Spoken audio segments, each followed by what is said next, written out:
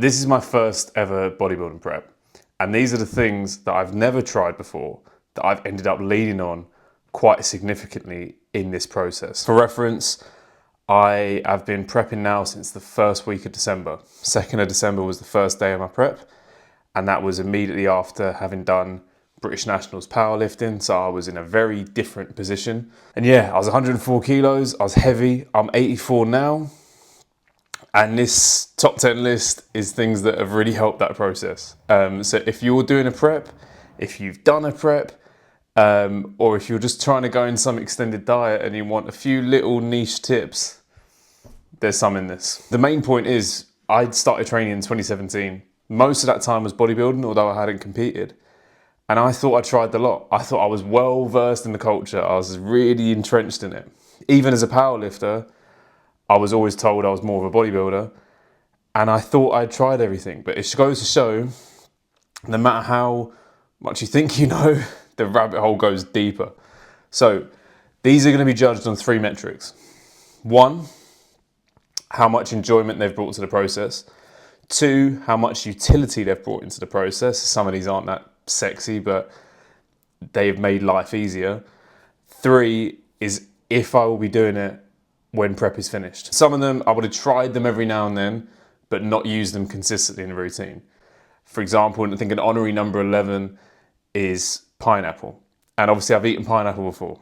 It's not something I've never had, but I've never consistently had it. And I've eaten so much pineapple in this prep. I think harsher tastes you tend to be drawn to. So I've had a lot of chili and all of that kind of stuff as well. But I've had so much pineapple, and then I saw clips of Lee Haney talking about how good it was for digestion and how much of a good tool it was, and then my coach was saying the same, and I realised I'd stumbled onto something really good. So number 11, as an example, is pineapple. 10 is Rice Krispies, and I genuinely had never eaten Rice Krispies before. Not as a kid, I was never really a big cereal person. If I was, it was Frosties, that was it. I never really had anything else. And I knew this was kind of in bodybuilding culture because I'd seen that Jack Dietz guy eat like 44 kilos of Rice Krispies. I got my plan from my coach. I was quite surprised to see that in. So I go buy it, and yeah, it's cool because it feels like a bit of a cheat. And it's definitely the one I think that raises eyebrows. Like if I sit there and I munch some Rice Krispies and I was like, oh my God, I thought you were healthy. That gets annoying anyway. So definitely raises some eyebrows, but it's really good, fast digesting carb. You look at the macros of it, it is just carb. It's also a good one for me to have immediately after coming in from work. It takes 10 seconds to prepare, have that and get straight to the gym. Like it was, again, utility was quite good, but I never loved it. So that's why it's quite low on the list. 9 is a combination of meal prep and eating 5 times a day. Obviously I'd prep meals before. I used to turn up to work with an absolute trough of probably like 250 grams dry rice. That's like 1,000 calories of rice, 2 salmon fillets, a field of broccoli, a litre of soy sauce and sweet chili. Like I used to get so much chat at work for how much food I brought in. So I did meal prep, but I just wasn't incredibly consistent with it. Sometimes I'd go grab a meal deal, go to one of the various extortionate establishments in London, around your typical office locations, which will charge you £15 for just less food than I described there. And yeah, I'm not too keen on them. And I think that is something that going back post-show, I don't think I'll be buying food from those places. Because I just don't think, especially when you're at work, I don't think you enjoy what you buy. And they're very expensive. And then, you kind of just get it down and get back to work. So I'd rather spend that money and buy those things when you're sort of out for food with, in a time where it's more relaxed, rather than spending a lot of money and then just chopping it really quickly and getting back to work. It just feels a bit sad. So I definitely will continue meal prepping my lunches at work after this process, 100%. And now on the eating 5 times a day, I'd never really cared about how many times I ate in a day. It's never been something I focused on, but my coach early on was like, no, 5 times a day. And still I was a bit like, all right. And I very quickly realized that that was going to be such a key to staying in an extended deficit for a long time, because not many points of this process, unless I've left it too long between those meals, have I felt that hungry. And that is a massive thing, because fatigue is one thing, tiredness, all of that is part of the process. But you add really bad hunger into that, you will hit a wall, in my opinion. So spacing out the meals really nice and evenly has, again, really not a sexy option on this list. Boring, so boring, prepping meals and eating at the same time every day. But I would go as far to say essential. Does this is I'd bought tickets to go see Devil Wears Prada for me and Arabella. I also didn't like the show, and you might look at me and go, oh, well, you're obviously not going to like the show, it's not for you. I don't mind a fruity musical show like that. Arabella's a dancer, she's in that world. I don't mind those things, we've been to a lot of them. I just didn't think Devil Wears Prada was good. I found it annoying. The stage show, I mean, I found it really annoying. So I came out and hadn't eaten in ages, come from work, gone there, hadn't had dinner or anything. And this was early, this was really early on, first like 3 weeks of prep probably. And I quickly realised that, oh my God, yeah, okay, I've got to focus a bit more on making sure I've got the food, because I was not in a good place. And that probably, considering that was 20 kilos ago, that's probably one of the worst I've felt. So it's not all to do with how long you've been doing it or how lean you get, And meal prep, I just think, is a smart thing for anyone to do, because if I see the same blokes go to prep and order a ham and cheese sandwich every single day, you know who you are, is insanity to me. You're paying for something and then go, oh, it's a bit shit. What? Anyway, moving on. Number 8 on the list is cinnamon. This is a really recent entry, because again, I've seen loads of bodybuilders do it, and it just makes things taste nice. And it goes on now my oats, my cream of rice, and my Greek yogurt. So if it's going on 60% of the meals in a day, it's got to be included on this, because that's a lot of the food I'm eating. 7 is dark chocolate. Now, everyone loves chocolate. So when I say I wasn't that big on chocolate, it doesn't mean I don't like it. Like, I'm not a sadist. But it was just never something I had that often. And then again, I start the process and I see dark chocolate in my thing. Okay, fine. And I'd have 20 grams a day, usually, most days. And even on show day, I probably had like 50 grams of it. Like, it was one of my primary fat sources. Increases that satiety at the beginning of the day, makes you feel like you're having something that's a bit, it just satisfies some cravings, keeps you a bit fuller. It's just a really good option. And like any of these things, they can be included if you have, 20 grams isn't a lot. It's like 120 calories of chocolate. And it's just a good fat source. But it is something that I never would have had unless my coach had included it. I started with Lindt, but green and blacks is better. I got absolutely loads of it. I'm caked up in 85% dark chocolate. Maybe an entry you would not expect. But my Duolingo streak is 138 days. And that is very much prep induced. I realised very early on, you're going to spend a lot of time walking, you're going to spend a lot of time just doing cardio. You've got to find things that occupy your mind a little bit. And for context, I did Spanish A-level, and then I did some at uni. I got up to, at uni, a B2 proficiency, if that means anything, if you're in the know. And I always wanted to be fluent. My family go to Spain a lot, and I always wanted to, but never did. And I always flirted with the idea of like doing more, getting a tutor, doing whatever. Well, okay, I've got this time during prep. I'll start listening to Spanish podcasts, watching some Spanish TV shows, watch Money Heist and all the classics. Wild Tales as well, as an Argentinian film, is unreal. That is such a good film. I also watched a bunch of films, a bunch of podcasts, and I'd be listening to them when I'm going and doing steps and everything. And that's really helped me get better, especially when it's on topics you're interested in. So like, I listen to quite a lot of football podcasts, and it's also interesting to see how like the English league is perceived to people outside of the country, because you get so much, like if you're into football in this country, you get so much of your sort of mainstream pundits and their views and everything. So it's nice to go and listen to what someone thinks somewhere else, and to hear a bit about what's going on in Spain. It's just been fun. And I go to Spain, Brazil and Argentina after prep.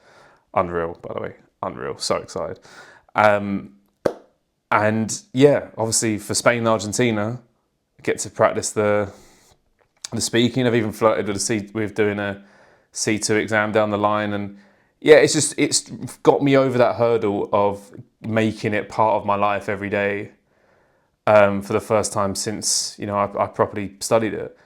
So it's helped me a lot, and I'm happy. That's the thing, and that's a positive from prep, and also for Duolingo. Like obviously Duolingo's not the best, but it just keeps it in the forefront of your mind. And I've also tried to get some basic Portuguese because apparently they hate when you speak Spanish to them, and that kind of was my plan. But thinking about it, obviously they hate it. That is quite offensive. And yes, I'm trying to learn some basic Portuguese to get us by in Rio as well. Number 5 on the list is frozen berries. Right.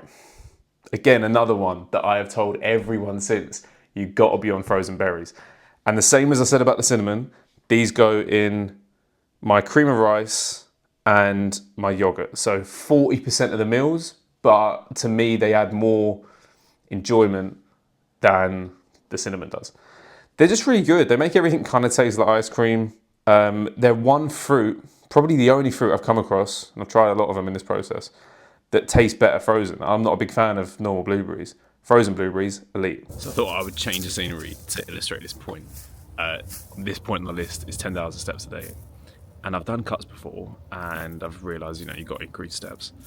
But I'd never been stringent on it or remotely. I work an office job. I would do 8,000 steps a day on like a cut when I was really trying to increase it. When I was powerlifting, it was about 5,000-6,000. It's pretty low. And I always found it a slog to get out and do steps as long as I train and everything. And it was one of the first things that was said, got to do 10,000 a day. And I was like, oh, okay. That's probably one of the biggest adjustments for me. But the reason it's so high on this list, in terms of enjoyment and everything, is that, like, look around. Like, dog's buzzing, he's having a great time, can't find him. I've done this every day, and don't get me wrong, in December or January, it gets a bit of a slog, and I have bought a walking pad to just get the steps up, but most of it I like doing outside, more around London. I walk more around where I live, and it's just enjoyable. I walk with people, you do more things, you walk to go do so. I just think you see so much more of what's around you when, but and he's had a great time. Like, he was quite a lot more overweight. He's now just fairly overweight. But yeah, I think it's really high. It's the only time I've ever pushed it 10,000 a day, and I'm pretty militant on it. Like, if I don't get the 10, I think in this whole time, there's been about 5 days I haven't got the 10 since December last year. So yeah, it's one of my favourite things. Like I said in the video, the WNBF recap, that I walk a lot with my dad. We go every Saturday morning, and it's a big part of the routine. And we have a good time, sit in a pub for a while. It's a real nice thing on a Saturday. And doing that with mates as well, it's top. It's one of those things that I initially thought was the biggest chore in the process. And my logic on a lot of this thing was that some elements are going to be hard. Try and make them as enjoyable as possible. So if you just walk around the same streets, just walk around, it's going to get a bit boring. And also, linking into the other points on this list, it was all the walking and all that got me back into doing Spanish and listening to podcasts and doing, trying to, I suppose, make the time a bit more productive, or just make it go a bit quicker. So 10k steps is very high on this list. We are now 3.5 weeks out, and this little man is going to Spain tomorrow. So this is our last walk. This is the last time he comes with me. And I hate not having a dog. I actually hate having a dog doing steps, because it just legitimizes, I'm walking in the forest now at 8 o'clock at night. That's fine, because I've got a dog. If I'm walking around here at 8 o'clock at night, which I probably will be anyway, without the dog, it's fine. It's also fine. Free country. It's almost like there's a bit more question mark. And that's not really the case now, because it's summer and it's fine. But that was the case when I started this in December, January. And initially I was in quite a bad routine, and I'd be doing steps really late at night, 11 o'clock, 10, 11 o'clock. I still have to do 1,000, 2,000 steps. I was walking around, and if I was with the dog, everyone's like, cool, nice. If I was on my own, in my big black coat, black tracksuit bottoms, black cap, I looked like I was trying to rob someone. So I got a lot of different reactions without this little fluff ball, and especially for the way he looks, he really softens me. So yeah, I'm gonna miss him greatly. The top three with what I've mentioned a couple of times and what replaced the trusty Rice Krispies, and that is cream of rice. Now, I initially tried this when I first started prep because it was in the plan. It was either Rice Krispies or cream of rice. I tried cream of rice. I don't know what I did to it. I think I just boiled it. It was horrendous. So I've then gone, yeah, no idea what all these guys are talking about. No idea. That's disgusting. I'm never doing that. Until I did a WMBF show, and for winning, you get this quite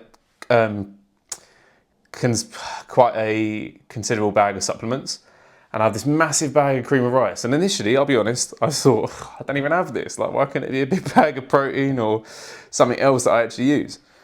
And then this thing's just staring at me, and I keep seeing videos of people being like the perfect cream of rice, and it looks really good. So I'm like, I gotta have done something wrong. Let's give it a go. We'll go on. We'll give it a go. Novelty's good. I am now utterly addicted. Utterly addicted. It's so good. It's so versatile, so easy to prepare. When I finish filming this video, I'm heading off to the gym in a bit, and I am first making my cream of rice, and that is like really releasing some dopamine in my brain. Just the fact that it's coming. Prepare, tastes good. It's great for, again, pre or post workout. Digests really fast. It's just good. It's just really, really good. And again, by the main metric that I think is important, will I be having this post-show? Absolutely, every day I'll be having this post-show. And I'm just happy to rinse some bigger portions. Number two, I've told everyone about. I've told everyone about number two. And this is Perform. Perform Protein. Perform just as a supplement brand in general. Again, for winning the show, got this bag of supplements, got a bunch of Perform stuff. Their pre-workout's really good. Got creatine I haven't tried yet, but creatine's creatine. I'm sure they do it better as well. I'm sure that'll be another list in a few weeks. Oh my God, this creatine's amazing. But I got a few sachets of the Perform Protein. And I just thought, okay, yeah, go on, I'll give it a go. Got these sachets, whack it in the oats. It was like I had discovered fire. 7 o'clock in the morning, I'm texting Arabella upstairs. She's asleep. I'm texting her going, what is this? This is so good. This is so good. And then I had to order loads. The flavors are crazy. I still haven't tried most of them. And I think it still hasn't really worn off. It's just made prep that much more enjoyable. I feel like I'm cheating having it. Like, it's outright ridiculous to me that this substance has loads of protein and tastes this good. To me, it feels like something's wrong. I'm inherently suspicious, but seriously, it has leveled up all the food. Number one on the list, again, I've spoken about a few times in some of the other things, is my overnight oats. Yeah. It goes to show when Arabella got me as a present a Jellycat oat bowl, because that's how much I have been banging on about oats in this process. Like, this easily belongs on the top of the list. It's not that I'd never had oats before. I used to do oats on the stove in the morning. And I had taken them out when I was powerlifting because I just got sick of them. But I'm not surprised I got sick of them, because I was probably having 200 grams of oats, 2 scoops of protein in it, just however much peanut butter I felt like. I'd put jam in it, which now feels weird. I'd still do loads of salt in it. So it would be edible, and it was kind of comforting because it was so hot and just dense. But then I took it out because I was like, this ain't all that. And again, another thing, like the cream of rice, I was like, I don't know how all these guys, they're loving off it so much. Like, I don't understand. And obviously, overnight oats are a big topic. So you always hear it, and I'd always kind of just be like, yeah. It takes a lot to get me to try something. and get me to add something in. So I think it actually was Arabella doing it for me and then just saying, look, just give it a go. It is the simplest process in the world. Protein, peanut butter, creatine in there. Again, good tip. You whack your creatine in there and you will never forget it again because you've done it the night before. Yeah, water and pink salt and now some cinnamon on top. It's the easiest process ever. And it's so enjoyable every single day. It does not die. And it's not a question for this. This is why it's number one, because it's not a question of if I will do this afterwards. It's a question of how many days until I die will I not have oats in the morning. I don't think it'll be many. I think I'll be in the retirement home. I'll be on death's door going, look, can you just, come on, let me just get in the kitchen. just give me a glass bowl and some scales. Let me just do that. Because seriously, it is so good. And also, I think there's something in eating eggs and oats in the morning and feeling like Prime J Cutler and just feeling like a bodybuilder. And then the whole day starts feeling like a bodybuilder. It's my favourite part of the day is waking up and having that. A bit of peace in the morning, water, a couple of coffees, and then start the day. I seriously cannot and will not stop banging on about overnight oats and how much I enjoy it. Thank you for watching. I'm really happy that I didn't find all of these things at the outset because I've been able to kind of drip feed them in and they've all improved it in their own little way. And it's, you know, I'm like a kid when I get something new that I like and I'm just excited about it. And even deep into prep, you can still find new tools to make it more enjoyable. And look, let's be honest, when you're low on food, you're low on energy, anything that really boosts your day is a win. And if it gets you past a certain hurdle of a week that might have been tough, that's great. Take any win you can. I don't care if you do it for a bit and then stop it. Just take the wins you can. Let me know which of any of these, if you've tried them, and if there's anything that's been a game changer for you in a prep or in a long diet, because I'm gonna probably be doing this again down the line, and I've now got all of these things in. From day one, I'll probably be having all of these things. So I'm gonna need some new stuff, and hopefully you can help me with that. So thank you for watching. I will see you in the next one.